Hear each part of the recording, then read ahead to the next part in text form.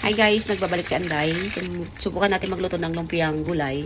Perfect naman siya. Ito yung mga kailanganin natin. Baguio beans, carrots, repolyo, at saka yung toge, sibuyas sa bawang. Ayan, gigisa na natin. Maglagay tayo ng mantika at saka garlic. Ayan. So, bahala na kayo kung ano yung sinabi ko. Intindihin nyo na na mabuti. Ilagay na natin yung sibuyas. First time nagluto, pero perfect naman. Lagyan na natin yung mga matagal lutuin, yung carrot tsaka yung baggy beans. Ayan, haluin natin hanggang mamekos-mekos yung gulay natin. Hindi lang magluto pala, simple lang. Ayan, halo-halo pa more hanggang maluto-luto. Pero half cook lang yung pagluto natin na. So slow fry lang yung ginawa ko dyan na ano, yung ano niya kasi baka matuloy. Lagyan na natin yung repolyo. Ayan, so nasa inyo na kung gaano kaliliit yung pag-slice. Ayan, haluin lang natin. So, ang hirap mag-take ng video kasi yung isa nakahawak, yung isa nagigisa, o diba? Ganun ako, pero ayaw ko magamit ng selfie stick kasi di siya maganda yung pagkakuha ko. Ayan, haluin pa natin na mabuti. Buti na lang, slow fire lang yung ginamit ko pag ano, nadurog na yan. So, lagyan na natin yung pinakalas, toge. Ayan, magpatubo kayo ng ano, ng mga munggo dyan. Sumura lang naman yan, 1.20 cents. O, diba? Dollar pala. $1.20. Ayan, haluin pa natin ng mabonggang-bongga. Maglagay na tayo ng pampasarap, oyster sauce, and patis. And then, all-in-one seasoning para naman masarap yung tawagin natin. So, konti lang nilagay para hindi naman tayo ewan. Para naman malinamnam siyang kainin. Ayan, haluin lang natin para may halo yung nilagay nating sauce. Ganyan na siya, malapit-lapit na yan. Maglagay na tayo ng black pepper para masarap na naman yung lumpia natin.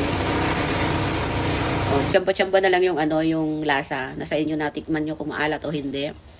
Siyempre, meron na tayong wrapper dito. Ayan, spring roll. So, kinakailangan, tanggalin natin isa-isa.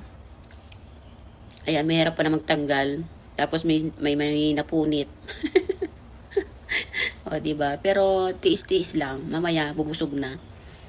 Ayan, o. Masipag naman si Enday magtanggal na isa-isa eh. Ayan. So, madami na akong nakat na isa-isa. Paghihiwalayin natin lahat. So, malapit-lapit ng katotohanan. O, diba? Ganyan lang. Ang ganda ng ano nila dito. Ipang ano ng spring roll nila. Hindi kagaya sa atin na iba. Ito kasi frozen. Ayan o, ganyan. Hiwalay natin. Sana all.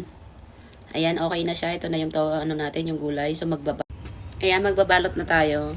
So, ganyan siya. O, panoorin na lang kung anong ginagawa ko. Ayan, start na tayo.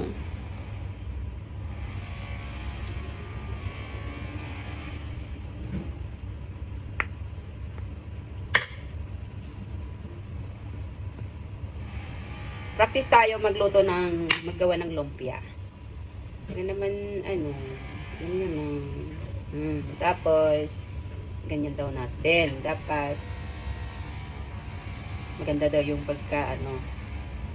Then, sa tingin nyo guys, perfect ba yan? Then, kuha tayo ng itlog. Ito na yung pangdikit natin. Tingnan natin kung magagawa tayo. Charan! Ito na siya guys. Kita nyo na yan ha.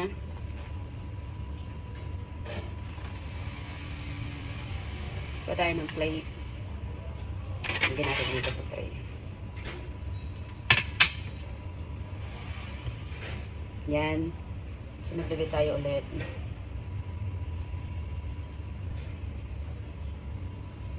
Lagyan natin ng carrots. Then, press natin. So, first time ko lang magluto ng lumpia na ganito.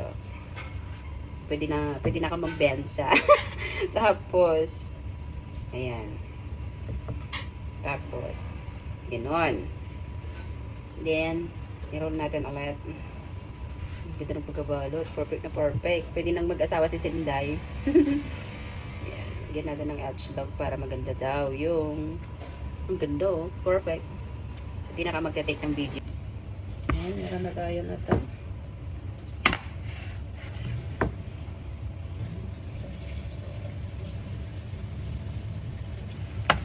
Ayan, magpainit na tayo ng mantika at lagyan na natin yung lumpia natin.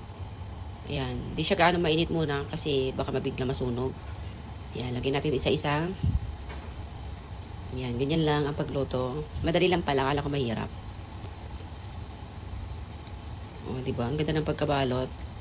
First time ko lang nagbalot ng ganyan na. So, baliktarin na natin kasi medyo nag-golden brown. So, i-check na lang hanggang mag-golden brown para masarap yung lumpia natin, para crispy.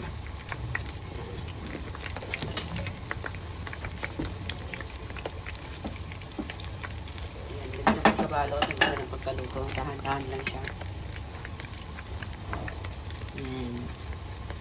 O, diba? Golden brown na siya. So, malapit na maluto. Ayan, i-arrange muna natin para naman magyan ng tingin. Ayan, pwede na natin ilagay sa plate at kakain na tayo. O, diba? Madali na magluto. So, yung natira, ganito rin ang gawin. Yun lang, and bye!